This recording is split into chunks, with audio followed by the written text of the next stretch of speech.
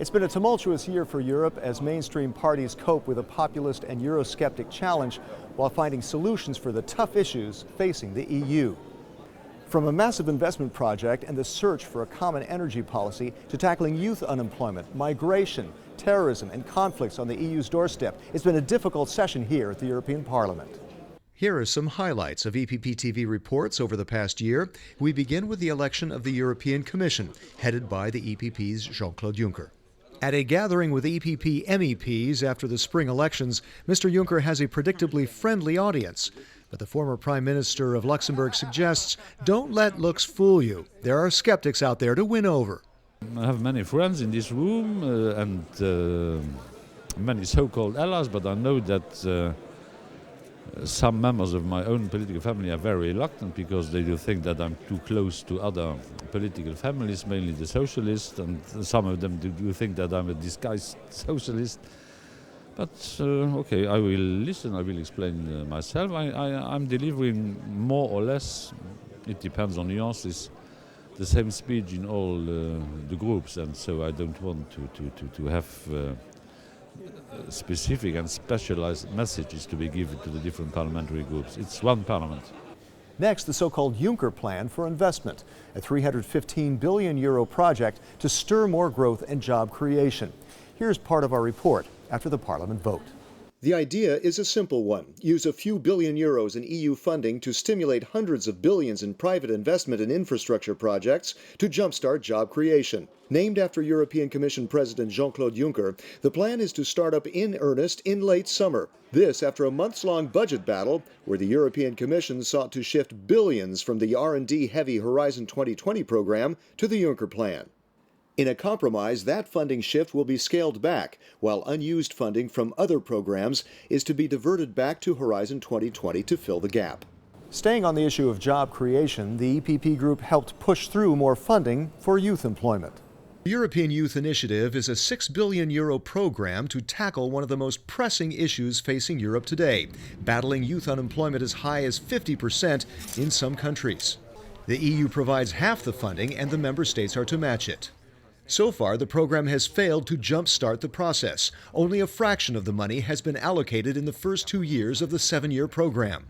One reason, member states hardest hit by the economic crisis have budgetary constraints preventing them from providing the matching funds for the initiative. That's why the European Parliament is considering a proposal to front-load €1 billion this year to speed up education, training, and job creation. And that proposal was approved. Turning to what was probably the most emotional issue facing the Parliament was the tens of thousands of migrants who have come to Europe fleeing conflict and hardship. It called for a balanced series of measures. Thousands of immigrants rescued off European shores after fleeing conflict and hardship. Others, sometimes hundreds at a time, perishing in their attempts. The EU is responding to the cry for help from frontline countries. Operation Triton, launched by the border agency Frontex last November, has assumed seaborne rescues from Italy's Mare Nostrum. The European Parliament's Civil Liberties Committee has adopted a resolution calling for measures to step up the role of Frontex, to crack down harder on human traffickers, and to boost cooperation with third countries to return illegal immigrants. There was one issue that caused trouble for Mr. Juncker himself: taxes. He was criticized for granting tax breaks to companies while he was Prime Minister of Luxembourg. The EPP Group joined other parties in approving a resolution calling for tax harmonization and transparency. The legislation condemns secret tax agreements between certain member states and multinationals. It calls for the exchange of information on an EU level to track down tax dodgers. Ludek Niedermayer, a member of the EPP Group, is co-rapporteur of the legislation. I guess compared to past, there are good reasons to believe that we can be more effective. There is big public support. I guess people are not happy with the situation as it is, and there is certain momentum. So I guess there should be a response not only from Commission and Council, but also from the countries, because current situation in taxation of corporate is not clearly good. Tax harmonization is another objective of the legislation, which calls on the Commission to halve the tax gap by 2020. It notes that taxes should be cut to encourage growth. Another work in progress, trade talks with the United States. Finally, European Parliament approval of negotiating guidelines. Here's the issue. The pressure is building on all sides of the EU-US trade issue. Proponents say there needs to be an agreement this year on TTIP before the US presidential election campaign heats up, if it hasn't already. Opponents want the talks scuttled, saying they're a backdoor way to soften EU regulations on data protection, health and safety, labor and environmental protection, among others. The benefits could be enormous, a full 0.5% boost in both economies' gross domestic product, or GDP. And it would help make both economies more competitive in an increasingly competitive global economy. Here's a major trade-related issue, energy union, how to join efforts to secure Europe's energy sources and make them cleaner. Dependent on imports for more than 50% of its energy, the EU is seeking to establish a common policy to buy and distribute its energy supplies.